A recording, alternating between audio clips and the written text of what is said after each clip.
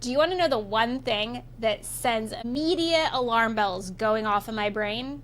I'm about to tell you what it is. I'm Melissa Franks, your host of the Optin Podcast, and this is where we go from surviving to thriving in business. When a founder says, I think we need a new strategy, I know they don't actually need a new strategy. There's something else going on under the covers. And this, generally speaking, is the precursor to a conversation when one of the following things is going on. It's when revenue stalls, so you hit a plateau or you're sliding back or you're not getting the cash in the door that you expected or have been getting in prior periods. It's when a launch underperforms. It's when the team feels incredibly distributed, inefficient, and not productive. And it's when the founder feels like the results don't match the effort being put out either by themselves or by others in the organization. And when these things are happening and the founder says, I think we need a new strategy, the question really is, do you actually have a strategy problem, or are you just not executing the one you already have?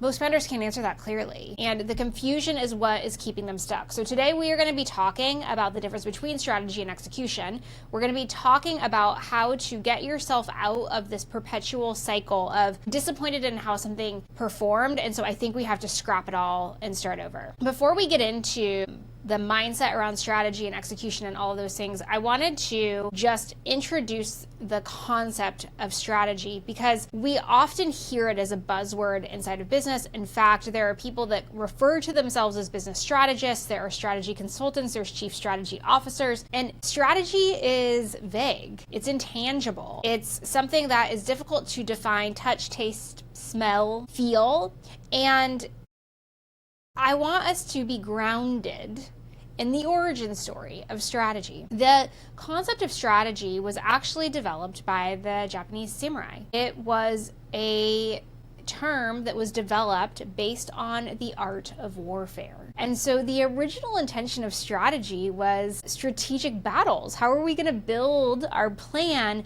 to enact a war? And when we think about that, when we think about strategy with an undertone of like, what's the battle? What's the fight that we're fighting? What's the war that we're waging? The goal always, whether it's a battle or it's a war or it's a conflict, or you pick your poison on how we're labeling these things these days, is that there is an outcome. It is that behaviors are different, that there are different results. Sometimes they're about economics, sometimes they're about humanitarian issues, sometimes they're about, the global oil industry. You pick your poison about what these complex objectives are, but always when we talk about strategy in the context of warfare, for which the term originated, we're talking about building a plan to achieve an outcome. And so the first question that I want to ask to you is, do you have a strategy? And in order to have one, you must be clear on the outcome. The big, audacious, think about it, when somebody starts a war, what are they trying to do? They're trying to shift the global economy. They're trying to materially change the humanitarian experience inside of some sort of geopolitical environment. They're toppling regimes, right? Like, these are massive, grandiose outcomes. So when you think about the strategy for your business, what is your massive, grandiose outcome? It's not hitting $5 million this year when you did 4.5 last year. That's not a strategy. So first question to you, before you go anywhere else, pause this, think about it. Do I have a strategy? What is my strategy? Because we're now going to get into, is your strategy actually a strategy? And so I want you to be grounded in what you think your strategy is. So I know, if you pause this and actually did the work, you may be coming back here and saying, I thought I had a strategy, but I don't. Or you may be coming back here and saying, I have a strategy, or at least I have something that I think is a strategy, but I'm not so sure. And so I want us to talk about what founders often think strategy is. I kind of mentioned it a minute ago. Often, founders think that a strategy equals a goal. We want to hit 5 million. We want to hit 10 million. We want to serve 100 people concurrent. Sometimes founders think that they are ideas. This year, we're going to launch a new offer. We're going to serve a new market. We're going to address a different ICP. We're going to go after more TAM. Ideas, right? Should we start a community? Should we start doing events? And sometimes founders think that strategy is tactics. Well, we're going to double down on paid ads. You know what we need to do? We just need to hire a sales team and completely outsource it. We need an organic social strategy. We need to start going viral more often and figuring that out. Those are all tactics. They're all tactics. Strategy is a set of choices. So when you get it back into that context of the art of war, if we kind of keep going back there, it's a set of choices. What are you going to do? What will you not do? Which I actually think is the more important conversation. What are you not going to do? Who are you not going to serve? What are you not going to give your time to? What are you exiting from or not even entertaining? Where will you focus? Where are you laser focused? You see horses in horse races and they have those blinders on their face. That is so that they do not get distracted by the other world around them. They are just laser focused on the finish line. So where are you focusing? And how are you going to win? Without those decisions, you don't have a strategy. The answers to all of those questions are the key components of the strategy as a whole. All that you have without those answers is activity. That's it. And granted, activity sometimes can be incredibly profitable, incredibly productive, and disorganized. You may have activity that is useful and it is masking the things that are problematic and going to deviate you from the desired outcome long term. So when we think about strategy, it's what are you going to do? What are you not going to do? Where are you going to focus? How are you going to win? That's it.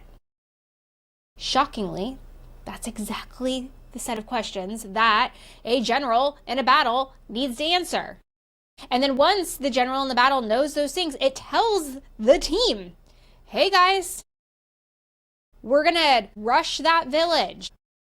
What we're not going to do is divide and conquer. We're all going to be headed that way. And you know what we're focused on? Taking down the capital. And the way that we win is everybody else stops fighting us and we've been able to plant our flag and call it good. Can you tell I've never been a soldier? But that's how strategy is built. That's how it's intended to work, and it can be the exact same thing inside of your business. In order for us to get to the place where you make sure that you have a strategy, you also need to understand what execution actually is. And what execution is it's turning decisions into consistent action. It's translating that strategy, what will you do, what will you not do, where will you focus, where will you win, it's translating that into daily, weekly, and monthly work. AKA the plan and the tasks and the deliverables. And it's ensuring that things actually get done. So it's not just talking about it, it's the action of the planning, the doing, and the completing. In order for execution to occur, you need ownership and timelines and systems and accountability. And this right here is where almost every business breaks. Just is the reality. It is the hardest part. Whether you are a multi-billion-dollar multinational corporation or you are a small brick and mortar home services based business with 3 employees, where most businesses break is in the execution, which is assigning ownership and timelines and systems and accountability and actually getting it done. And it's not because you're lazy. It's not because your team is lazy. It's not because everybody is distracted, but it's because the system is not designed for follow through. It's because the system is not there for everybody to be successful. There is a lack of clarity about what to do. It's the unsexy spark. It's where grit and determination and frankly, boring things live. So when a founder says, you know what we need? We need a new strategy. Generally, there are 3 common breakdowns in what's happening. So if we suspend belief and we say the founder believes that they have a strategy, when I start talking to them, I'm going to dig in, get my shovel, what's going on. The analogy I always use is that we open that closet in your house. We all have one. We all have that closet that when you open it up, everything falls out and you're super embarrassed. You never let the guests open it. You tell the kids, do not open that no matter what. It's the closet when somebody has to come do something in the house. You're like, please God, don't need to get in there. Right? We get into that closet. And so these are the 3 common breakdowns that we find when we do that. The first one is that there is actually no real strategy. And when there's no real strategy, what that means is that execution is incredibly random. And you may have declared a strategy at some point in the past and it's gotten lost somewhere. And so the North Star for the team, which should be the strategy, doesn't exist and they're just randomly executing. And this can happen. This can be identified in a few different ways. One of them is that priorities are constantly changing. So if you have an environment where nothing ever gets finished because you're playing hot potato with what needs to be done, if you have an environment that leads with firefighting and shies away from repetition or discipline, if your team is feeling a significant burden that they don't have enough time to get everything done, this can be a sign that priorities change so often that the to-do list just gets longer and longer and nothing actually comes off. When there is no real strategy and there's random execution, often new ideas are chased. The existing idea gets to about 80% complete, maybe has started delivering results. The pendulum swings and everybody goes and focuses on the new shiny object. And that continues to happen, which creates random execution. It creates all of these open loops inside of the business. It creates confusion with your customers. Who are they? What do they sell? What do they actually do? And as this chaos starts to have higher readings, what happens is your decision making is incredibly reactive because you don't have a North Star, which is your strategy. You don't have a decision matrix to weigh the pros and cons of the decision that you're trying to make. And so you just, based on what is presented to you and the information at the time and how you're feeling and whether it's Wednesday and is it sunny outside and all the things, you're just making decisions. And so the business, your team, you feel busy and nothing compounds. So there's all of this effort and nothing to show for it. There is nothing that you can repeat. Nothing gets easier. Everybody's stressed out. It's just incredibly chaotic and heavy and exhausting, and there's nothing to show for it. Now, sometimes there is a clear strategy. There is a North Star. In fact, sometimes everybody on the team can declare the North Star. They know exactly what it is, and execution is poor. Some ways that you know that you're falling into this scenario is that the goals are clear. Everybody's aware of the goals. It can even be that each team member has their own individual goals that roll up into the big goals. However, progress is really inconsistent. It's inconsistent and it's not predictable. So you don't actually know how close you're getting to the goal achievement, if it's actually going to happen. It's hit or miss, roll the dice sort of a situation. This is a situation when you have a clear strategy and poor execution, when things just don't get finished. They get started, everybody can clearly articulate how they're aligned to the strategy, and they just don't make it that last mile. And then the third one is that consistent follow-ups are required. So when you have a strategy, you and your leaders inside of the business, when you're experiencing poor execution, all they're doing is chasing. They're following up constantly. They're sending reminders in Slack and Asana, and they're micromanaging, and they're just on everybody's tail the whole time. And so what ends up happening is the founders are saying, we know what to do, we're just not doing it. And I don't know how to get people to do what they're supposed to be doing. And that's then sometimes where you're like, I don't have the right people. And it may not be that you don't have the right people. It just might be that your execution is poor. And you need to diagnose that instead of blaming the people, really initially. And then the third is that execution problems are sometimes misdiagnosed as strategy problems. And this is something that is the most dangerous. So instead of you fixing execution, what you'll do is you'll change direction. You'll literally create new plans. You'll create new products. You'll be like, we're going to stop doing everything because it's not working, and we're going to create doing something else. You may even run away from the thing that is profitable and working. When you look at the business and you think that you have a strategy problem when the reality is you have an execution problem, you can kill your business. Changing direction, changing what you sell, changing who you serve, abandoning what's working, that's when your business shrinks. It's when your customers get frustrated. It's when all of the things start to collapse and fall in upon each other. What's happening is you start from ground zero. You reset progress over and over and over again. You never have an iteration cycle where you get to learn and then adjust and do. The whole point of business is for you to test things in a controlled manner, and you're never going to have something perfect the first time out. But if you stay the course, if you execute well, if you do all of those things, you will then be able to figure out what levers to pull, what you need to iterate. Just this morning, I was talking with a client and we were working through a scenario in the customer experience space. And this client sells something that requires skill acquisition and iteration. It requires it. Results can only come, skills are acquired, and iteration occurs. Full stop. And what was happening was they were getting feedback that the skills were acquired and they weren't delivering the result. And what was missing was that iteration period. You have your skills. You need to implement. You need to assess what's happening and iterate. When you misdiagnose execution problems as strategy problems, you lose the iteration cycle, you lose the ability to capitalize on growth, and you lose the market that wants to work for you. You absolutely reset everything, and sooner or later, you're going to reset so many times that the business machine no longer turns on. So maybe you're wondering, like, how do I know? I don't want to bring in a consultant. I don't want to spend a bunch of money for a business coach. Like, is there a course? Like, is there a checklist? Is there a cheat sheet? Like, how do I know? Why does this confusion? Well, there are a few reasons why this confusion happens to begin with. And I want to run through them with you right now so that we can get to the place where you're going to diagnose your problem.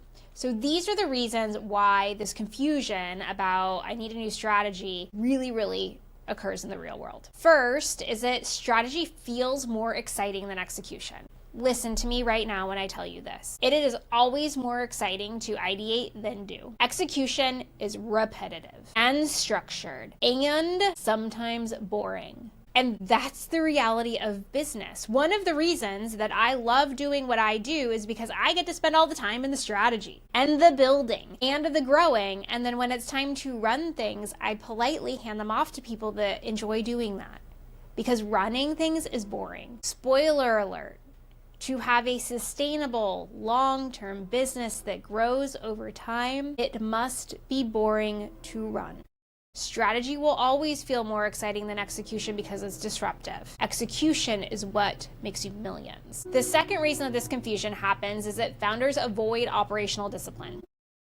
Planning significantly easier than building systems. The reality is that to have a boring business, which I just said is the goal, strong foundation, steady growth over time, super boring. To have that, you have to have systems. And building the systems is repetitive and structured and methodical on purpose. So you avoid operational discipline because you'd rather build plans and you'd rather dream big and you'd rather do sexy, exciting things. It's not fun building systems, says an operator, and it's necessary in order to have the business that you want. The third reason the confusion happens is that nobody owns execution. So this is a scenario where everybody is contributing. Maybe you have some employees and individual contributors and you, but nobody is held accountable. And so when your team is highly diversified and you don't have a project manager or middle management to set tasks and goals and performance guidelines and then hold people accountable, you have people that are contributing, but it's not moving the needle, it's not getting you anywhere. And so it's incredibly important when you're executing things in your business that there is one person in charge of making sure it gets done. They're the one that's going to hold all of the other TaskRabbits accountable for getting their work done. And the other reason that confusion happens is because there's a lack of visibility. And what that really means is that there's no clear way to track progress. So it feels like nothing is working. You have no way to know that you're at mile 5 and you have 5 more to go. You have no way of knowing exactly where you're headed, how close you are to the outcome, what still needs to be done, if you're on schedule. So instead of fixing the system, you make an assumption the strategy is not working and you abandon ship. Whereas if you just made sure everybody was accountable and you had a way to track their progress for the pieces that they own, you would have clarity, you would have execution, you'd have an ability to see that it was actually working, and you wouldn't want to change the strategy because you actually knew you're getting the results that you want. You're moving closer to the goal, you're moving closer to the outcome. Now, I'm putting ideas in your head, but I'm guessing that what you really want to know right now is, how do I diagnose the problem? I feel like I need to change my strategy, but before I do, because I'm listening to you, Melissa, and I've gotten this far in the podcast, I want to know how I can figure out if I have a strategy problem or an execution problem. Okay, get out a pen and paper. I'm going to ask you 5 questions. You're going to answer them yes or no. And then after we roll through the questions, I'm going to come back through and I'm going to give you the answer key. So if you are not ready, pause the podcast right now, go get your things and come back. Okay, I'm going to roll through the questions, then I'm going to give you the answer key. Question number 1. Do we have clear priorities for the next 90 days? Question number 2, do people know what they own? Question number 3, are we consistently completing what we start? Question number 4, are we measuring progress weekly? And question number 5 is, are we constantly changing direction? Now for the answer key. Do we have clear priorities for the next 90 days? If you answered no, you have a strategy problem. Do people know what they own? If you answer no, you have an execution problem. Are we consistently completing what we start? If no, you have an execution problem. Are we measuring progress weekly? If no, you have an execution problem. Are we constantly changing direction? If yes, you have a strategy problem. And what the problem is your strategy is unstable. When you roll through these questions and you get the answers, most of you are realizing right now that you don't need a new plan, you need better follow through. You don't need a new strategy, you need better execution. The goal here is not more ideas. The goal is alignment between strategy and execution. In real practice, in real life, inside of your business, that looks like fewer priorities, clear ownership, consistent tracking, and finishing what you start. Not just you, everybody on the team. Because a simple strategy well executed will outperform a brilliant strategy that never gets implemented. If your business is feeling stuck, the answer usually isn't, we need a better strategy. It's, we need to execute better on the one we already chose. Because growth doesn't come from ideas, it comes from consistent, aligned execution over time. Yes, it is really that simple. Growth comes from the boring things that happen in the dark. It comes from consistent execution and follow through. It comes from staying the course. Imagine for a moment if you were a sailor on the high seas in the 1700s and you were trying to discover new lands. The only way you don't get lost at sea is by staying the course. Eventually you get to where you think you're going, right? And maybe you're a little off. Maybe you end up discovering something different than what you thought. But eventually you get to the outcome. However, if you continue to change directions all of the time, you know what would have happened? You would have been spinning in a circle in the middle of the sea, and eventually everybody would have died. So you want to chart your course, follow through, stay aligned, and execute. If you enjoyed this conversation today about how growing a business actually happens, I want you to make sure that you follow this podcast so you don't miss future episodes. So subscribe, rate and review if you so choose. And I want you to remember that if you need support turning your strategy into execution, you can absolutely learn more about working with us at On-Call COO at melissafranks.com. There's free consultations out there. We would love to have a conversation with you, and maybe we can just provide you clarity in 30 minutes around where you need to head. Or maybe there is a way that you can have some additional support as you are going about either defining or implementing your strategy in your business. Until next time, friends, please know that you are wise and you are strong and you are capable, and I believe in you.